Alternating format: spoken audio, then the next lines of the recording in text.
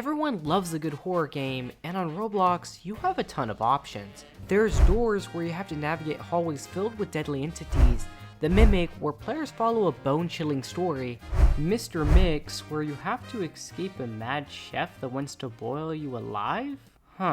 But before Doors, before The Mimic, and yes, even before Mr. Mix, there was one game that struck fear into the hearts of millions of Roblox kids: Stop It Slender.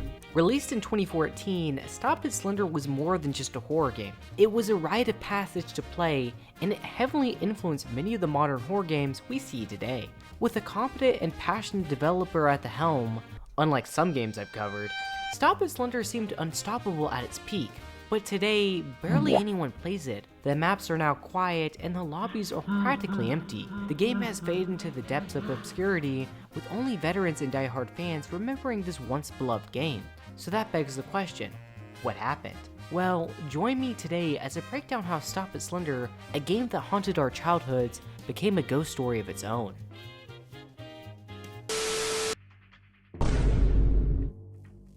Our story begins over a decade ago. The year is 2010, and an Alabama Roblox developer by the name of Denis97 decides to create a game file on July 17th.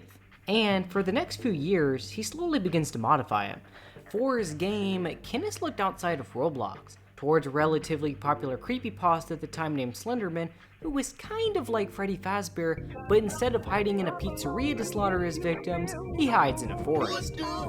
By the end of 2013, Denis was making serious progress in completing his project.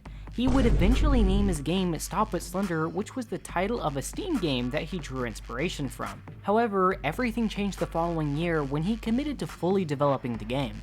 You see, 2014 Roblox was a very different landscape. Horror games were still a small, underdeveloped genre. Aside from a few classics like Survive and Kill the Killers and Area 51, there wasn't much competition. Recognizing the gap and the opportunity, Denis rushed to complete Stop It Slender, knowing that being one of the first to do it well could set his game apart. As a result, in early 2014, Denis would officially release the full version of the game. The game captivated a small audience, and soon enough, Stop It Slender had a player count of a little less than 100 users. Impressive numbers for 2014 Roblox, sure, but not front page worthy, at least yet. All that was needed was a little spice, a little something to get the game to go viral. And on April 18th, 2014, that spice was added when YouTuber Bobbysayhi uploaded a video titled Stop It Slender Game Trailer. In it, he shows how players had 7 minutes to work together to collect 8 pages, turn on 3 generators in dingy, low-lighting maps, and avoid Slenderman trying to kill you. He also gave me a heart attack while trying to watch the video.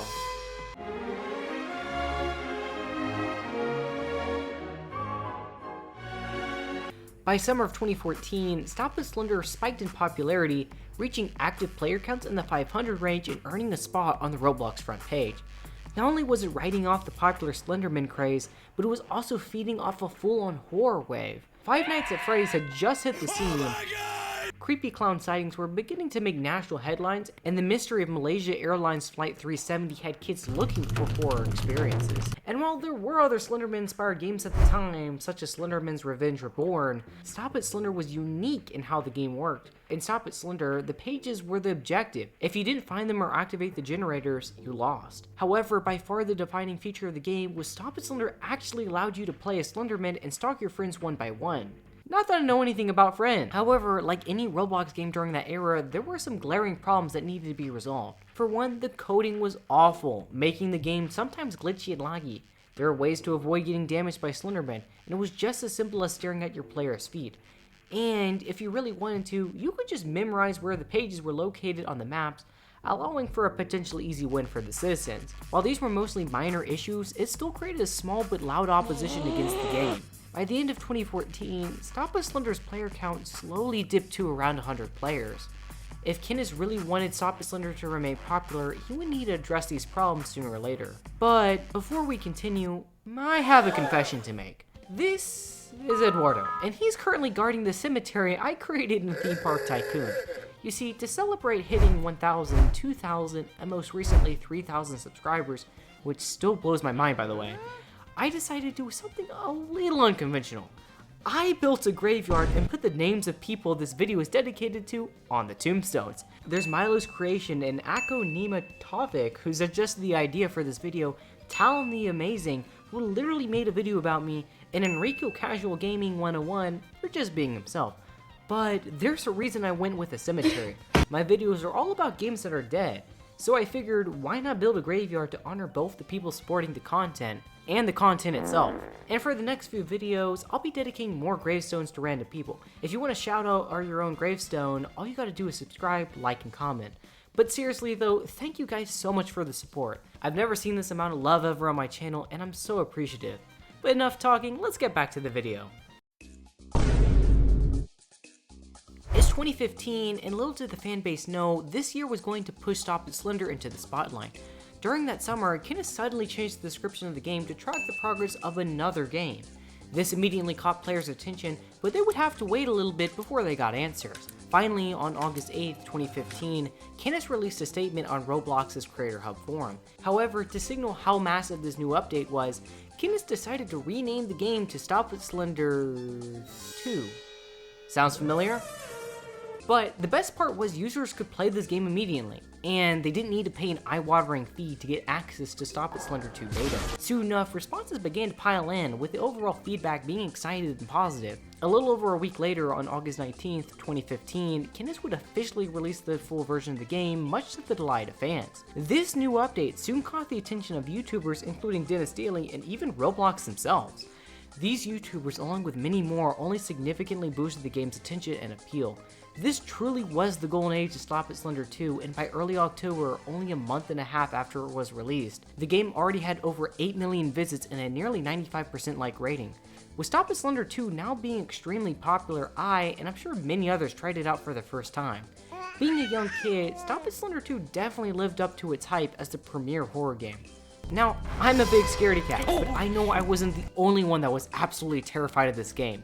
I never really liked playing this game by myself, so most of the time I would be dragged into playing it with a friend. But I swear he would always die in 3 seconds, meaning I would be alone with other strangers. And trust me, it was super annoying because half the time your team would work as often as your group project partner at school, so me, a kid that literally had nightmares about Jurassic World Park, would have to turn on all the generators and collect the pages. But anyways, Kenneth was extremely active during this time, and the updates just kept piling in. Proxies were added, creating another unique element to the game. Moreover, Stop It Slender 2 introduced loot crates that gave Slenderman skins, allowing players to not only customize their character, but gave reasons to earn pages. Overall, Stop It Slender 2 felt like the player was more in control of the experience. These constant updates, while small on paper, gave the clear impression that Kenneth actually cared about his creation, unlike those get free admin games that flooded Roblox back then. In just under 2 months, the game jumped from 96,000 favorites to over 105,000. That might not sound like much today, but by 2015 Roblox standards, that was insane growth. By the time the Christmas season rolled around, Stop It Slender had secured a spot on the Roblox homepage and regularly pulled hundreds of players. With YouTubers continuing to pump out gameplay videos, Stop It Slender stayed relevant through 2016. One of the crazier stunts that Kenneth did occurred in November of that year. In the description of Stop It Slender 2, Kenneth offered 20,000 Robux for someone to make a new map. Today, that's equivalent to about $250. Now, I'm sure there's a long list of people willing to sell their soul and maybe even their morals for a few virtual Robux, myself included. But dangling that juicy prize in front of an audience made up of mostly broke kids probably helped boost the game's player count and kept it popular. Combine that with consistent front page exposure and regular coverage from YouTubers, and the game looked unstoppable. However, no crown lasts forever. By the start of 2017, Stop It Slender had an active player count totaling over 500 players, and while everything seemed fine on the surface, cracks were already beginning to form. While there were new maps, skins, and perks being introduced, core gameplay mechanics hadn't really changed since the introduction of proxies. As a result, it still felt like the game was the same 2015 version. With no major game changes, less YouTubers felt inclined to make videos about Stop It Slender. But it wasn't just YouTubers who had begun to quit this game, but it was also the general Roblox players. With less interest in Stop It Slender, by fall of 2017, it slowly slid further back on the front page, making it harder for new players to stumble into it. Kenneth desperately needed to do something to turn his game around, so he devised a scheme. He added extra game modes and game passes.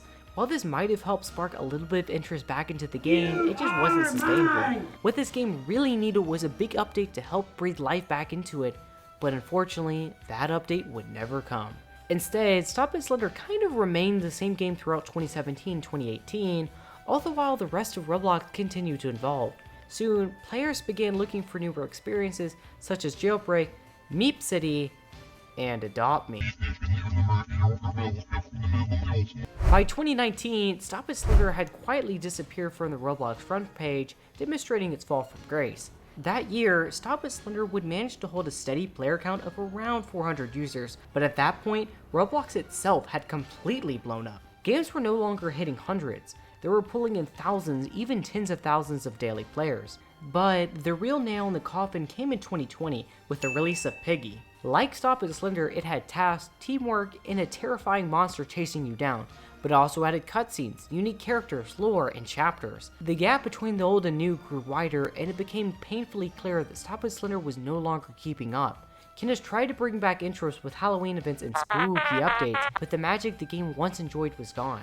And in 2021, The Mimic was released, a game that also reshaped the Roblox horror scene. By 2022, Stop It Slender's player count had all but dried up, struggling to even break 100 concurrent players. For a game that once ruled the front page, it was a quiet, ghostly end. Now it's 2025, and the game has all but disappeared, begging the question, what caused Stop It Slender to die? Well, for starters, I think one of the biggest reasons comes from its title, Slenderman. Taking a look at Google Trends, you can tell that throughout the early to mid 2010s, Slenderman was extremely popular. And that makes sense because Slenderman was a creepypasta straight from 2009. But everything must come to an end, and by the start of 2020, most people had already moved on from Slenderman, focusing their attention on other things like Among Us and worshipping whatever this thing is. The truth is, fear evolves. What scared us in 2014 doesn't always work in 2025. And when your entire game is built around a single aging character, well, it's hard to stay relevant. As a result, since this game is based off this one monster, Stop It Slender will forever be linked to an old creepypasta, making the game feel even more outdated than it already is. But besides the game being centered around a now forgotten entity, it hasn't benefited from its repetitive gameplay. Now, I'm a big fan of mysteries. Well, not all of them. I didn't like the Mystery of the Switch 2 Christ, whatever. My point is, the game hasn't really evolved since 2015. If you constantly play this game, after a while, the mysteries and jump scares of Slenderman begin to wear off, which is literally the entire point of the game. No longer does it feel like you're avoiding Slenderman, but rather you're playing an elaborate Easter egg hunt in the dark, all while trying not to die. Piggy and later The Mimic showed players where the future of Roblox horror games were heading, and as a result, players expected higher quality content and more immersive experiences that Stop It Slender could not deliver on. However, my last point will probably be the most controversial, and that's how the game feels a little bit more monetized than before. Now, I wouldn't say it's as bad as some of the more notorious obby games spamming you with items, but while getting footage for this video, I noticed how it was constantly incentivized to spend Robux on various skins, items, or game passes. And look, I doubt Kenneth intentionally set out to make the game feel greedy, but these paid options do dampen the experience. Do I think this caused players to avoid this game? Probably not. But did it slowly erode some of the original charm? Yeah, I think so. It's hard to feel immersed in horror when you're surrounded by unlocked prompts and flashy skins. In the end, Stop It Slender became the sick man of Roblox, stuck in an era that most of us have long since forgotten. However, during its lifetime, we can't ignore what it gave us: memories, bonding with friends, and perhaps some sleepless nights. Back in the mid-2010s, it was the premier horror title. You couldn't scroll through the front page without bumping into it. But more importantly, it defined a generation of horror games even a decade after it was released. Through flashlight mechanics, page collecting quests, or even various jump scares, it still lives on. So even if Stop It Slender no longer haunts the popular tab, it's still very much alive. Not only in our stories recounting old Roblox, but in the veins of many new horror experiences lighting up Roblox today.